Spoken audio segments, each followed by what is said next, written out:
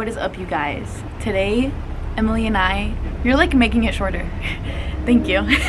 Emily and I are on Galveston Island, and not only that, we booked a ghost tour. So her and I are going on a ghost tour, but that's at 8 and it's only 6:30. So we've been walking around, what's it called? The Strip? The Strand. The Strand? Yeah. The lights flickering. So It's already starting. It's already starting. I'm excited. The real question is, what's up there? Literally. What is up Do people there? live up there? I don't know. We are set to meet at 8 o'clock with a stranger who's gonna take us on a tour with other strangers. It's an hour and a half to 2 hours or something like that. Galveston's very haunted, right? Mm-hmm. It's like known for being haunted. Because like everyone died after the storm. Yeah, and it's really old. Galveston is very like historic. So, do I believe it's haunted? I guess we'll find out.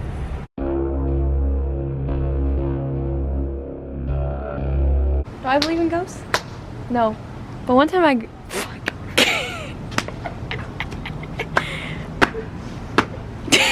That's not okay. Do I believe in ghosts? No. One time I ghosted a guy in high school. We're gonna head over to the gazebo now, where we're going to meet with strangers to go walk around. We're gonna walk? Do you think the tour guide is like strapped? Or do you think this is safe? I don't know. I'm like scared. Okay, we'll just have to find out. The final thing to happen on the island was the 1900 storm. When that storm hits the island, most people had no idea, right? The size, the magnitude of the storm. But once they do, they start to head up here to Broadway. Back then, Broadway, 8.7 feet above sea level, the highest point on the island. To the right and the left of it, people started heading up to Broadway. Unfortunately, because of that, 3,200 people perished up on Broadway. It is why we do this historic Galveston Ghost Tour on this side of the island. It's called the Boneyard, the Bone Alley. Lots of weird stuff going on over here. After the storm is over, there's only a few buildings even left standing here on the island. They're back there on the Strand. Because the rich folks lived over here, they don't want to burn and bury their loved ones until they had a chance to identify their bodies. They laid out 600 dead bodies back there in those buildings for 2 days till everything kind of starts to rot and decay, and we got to come up with a new plan. Now, on this side of the island, there's no building suitable for that type of temporary morgue usage. What do they do with those bodies? Maybe you've heard, right? Put them on barges. They sent them out to the ocean. But what happens? They started to wash ashore. And when they do, they're not even complete bodies. Their heads, their torsos, they're bloated, they're soggy. Now the powers to be, they have to institute martial law. Every able man at gunpoint is required to join what they called the dead gangs. We're going to perform these funeral pyres, so we throw everything into a heap, light it on fire, move over there. Throw everything in a heap, light it on fire, move over there. Now, out of that big group, a few men said, hey, we thought about it, we prefer not to do that.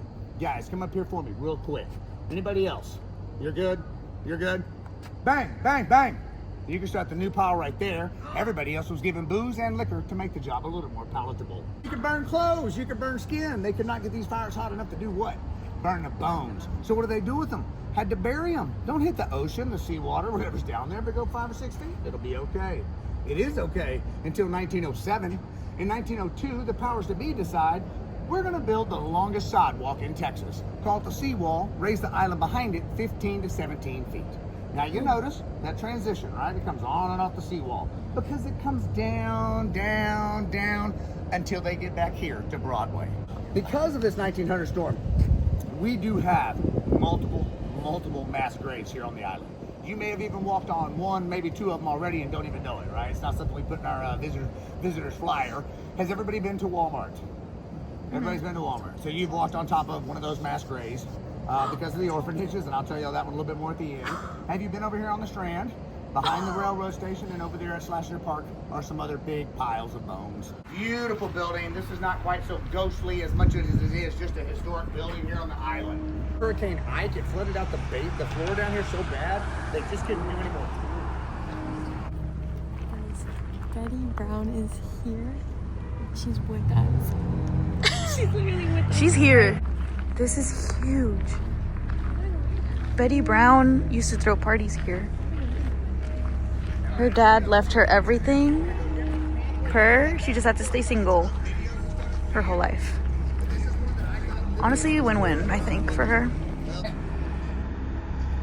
And you just see him like, whoosh, go down.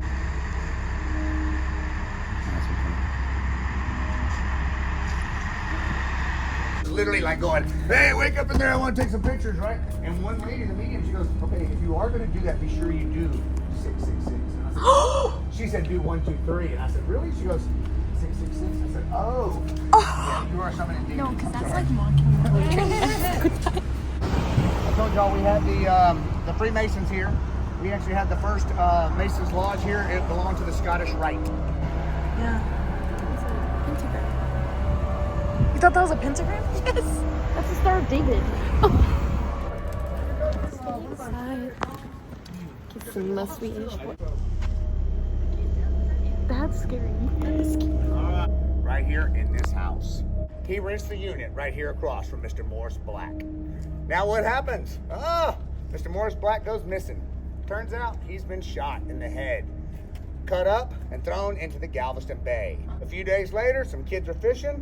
Him and his dad, they're the ones that see the bags. When the police get there, oh yeah, one bag has the torso, one has arms, one has legs, but also what's in there? One little piece of newspaper that says Galveston Daily News, and it has this address. Bro. He gets off on self-defense. He claims that he and this guy got in a fight over a gun, and when they fell down, boom, the gun went off. Okay, but why'd you cut him up? I felt bad. People know who I am. They're going to start looking me up. You know, that's why. He ends up getting a few months, a year and a half, whatever it was, for tampering with evidence. That's all he got. What the hell? That happened. I've never seen like a house that murder happened in. Murder house. Stay here. During that whole thing, this doll is just looking this way.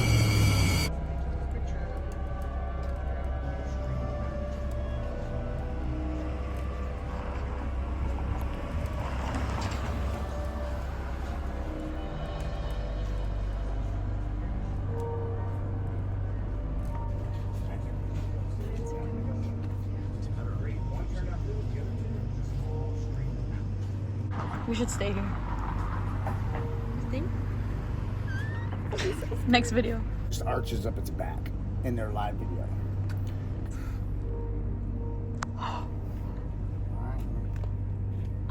I was saying, like, what if these people that are trying to run a business are just like, bro, like, stop doing these tours. Like, no one's booking.